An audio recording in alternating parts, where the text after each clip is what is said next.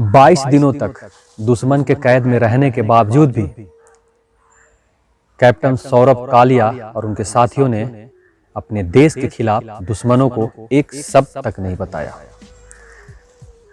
और काफी यातनाएं देने के बाद भी कैप्टन सौरभ कालिया और उनके साथियों ने अपनी प्राणों की आहुति दे दी, लेकिन अपनी देशभक्ति और अपने फर्ज को बखूबी निभाया। तो नमस्कार दोस्तों, मैं हूं पंकज सिंह और स्वागत है आप सबका मेरे चैनल पे। दोस्तों, आज मैं आप सबको एक ऐसे वीर, ऐसे योद्धा की कहानी सुनाने जा रहा हूं जिसे कारगिल युद्ध की सबसे पहले हीरो माने जाते हैं। कैप्टन सौरभ कालिया कारगिल युद्ध के ऐसे पहले हीरो थे जिनकी बलिदान से इस युद्ध की इबारत लिखी गई और युद्ध शुरू होने से पहले ही सौरभ कालिया और उनके साथियों ने अपने देश के लिए अपने प्राणों की आहुति दे दी। दोस्तों, ये वाकया उस समय शुरू होता है जब 3 मई 1999 को एक चरवाहा अपनी भेड़ों को लेकर भारतीय बैंकर के नज़दीक अपनी भेड़ को चरा रहा था कि तभी उन्होंने भारतीय बैंकर में पाकिस्तानी सेनाओं को देखा। दोस्तों, मैं आप सबको बता दूं कि होता यूं था, शर्त ये रखी गई थी दोनों देशों के बीच कि जब भी ठंड का मौसम आता था और बर्फबारी ज़्यादा हो जाती थी तो दोनों देश के सेनाएं अपनी बैंकर को छोड़कर नीचे उतर जाया करते थे। लेकिन सन 1998 में ऐसा कुछ भी नहीं हुआ। शर्त के मुताबिक भारतीय सेना अपनी बैंकर को छोड़कर नीचे उतर गए, लेकिन पाकिस्तानी सेना ने ऐसा कुछ भी नहीं किया। यहाँ तक कि 1998 में उसने अपनी बैंकर को भी खाली नहीं किया और भारतीय सेना के द्वारा खाली किया गया बैंकर, उसमें भी उन्होंने अपना कब्जा जमा लिया। 3 मई 1999 को तासी नाम का एक चरवाहे ने इसकी खबर भारतीय सेना को दी। जब वह अपनी भेड़ चरा रहा था तभी अचानक से भारतीय सेना के बैंकर में पाकिस्तानी सेना को हथियारों के साथ लैस देखकर वह हक्का बक्का रह जाता है और वह भागता भागता भारतीय सेना के चौकी पे पहुंचता है। जब इसकी खबर भारतीय सेना को लगती है, उस समय 4 जाट रेजिमेंट के कैप्टन सौरभ कालिया चरवाहे के खबर को पुख्ता करने के लिए 14 मई को कैप्टन सौरभ कालिया 5 जवानों के साथ पेट्रोलिंग यानी गश्त के लिए निकल जाते हैं। जब सौरभ कालिया अपने 5 साथियों के साथ बजरंग चोटी पर, जो कि इनके पोस्ट से 14,000 फीट ऊपर था, जब वहां पहुंचते हैं तो यह देखकर वह भी हैरान हो जाते हैं, क्योंकि जब उन्होंने देखा तो उनकी जो भारतीय सेना के जो बैंकर थी उसमें पाकिस्तानी सेना भारी हथियारों के साथ मौजूद थी। लेकिन सौरभ कालिया ने अपने साथियों के साथ इस वाकया को देखने के बाद अपने होश खो बैठे। उन्होंने ऐसा सोचा कि ऐसा कैसे हो सकता है और उन्होंने आओ देखा न ताओ और अपने 5 साथियों के साथ सौरभ कालिया ने पाकिस्तानी सेना पे हमला बोल दिया।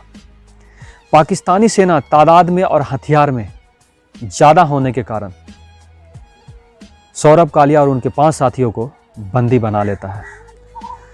उस समय जब सौरभ कालिया ने पाकिस्तान की सेना पे हमला बोला, उस समय सौरभ कालिया अपने 5 साथियों के साथ गश्त पे गए थे, इसलिए ना उनके पास भारी तादाद में हथियार थे और ना ही गोला और ना ही बारूद।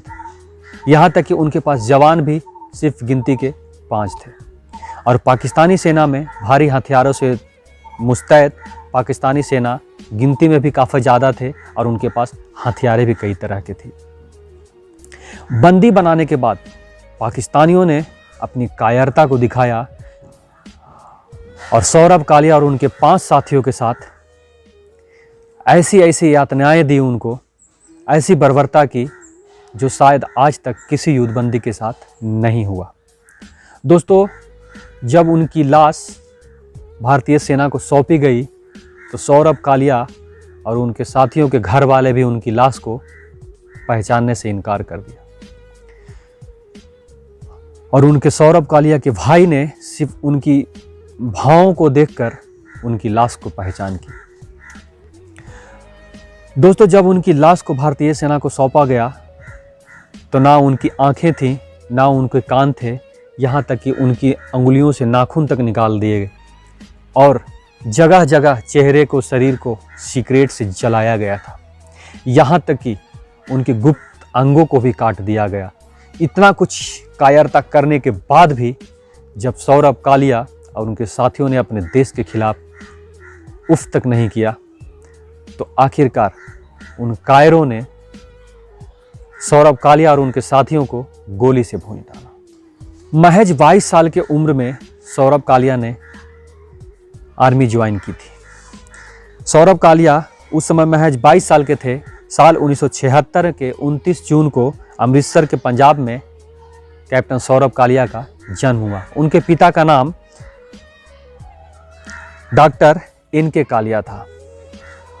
जैसा कि दोस्तों सौरभ कालिया बचपन से ही आर्मी ज्वाइन करना चाहते थे, इसलिए उन्होंने 12वीं की पढ़ाई करने के बाद ही AFMC की परीक्षा दी, लेकिन इस परीक्षा में वह पास नहीं हो सके और वह ग्रेजुएट होते ही CHD का परीक्षा दिया और वह CHD में पास हो गए।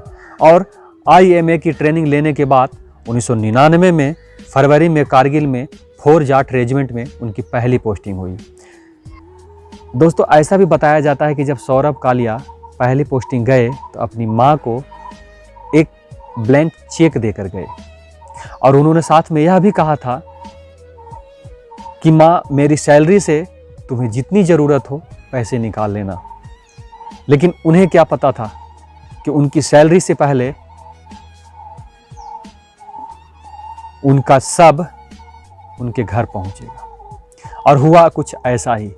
दोस्तों, उनकी पहली सैलरी अकाउंट में आने से पहले ही वह अपने देश के लिए शहीद हो गए और उनका सब उनके घर पहुंचा, तब तक उनके अकाउंट में पैसे भी नहीं आए थे। दोस्तों, ऐसे सौरभ कालिया और उनके साथियों को मेरे इस चैनल के द्वारा, मेरे द्वारा सत सत नमन है, जो ऐसे वीर हमारे देश में आज भी मौजूद हैं।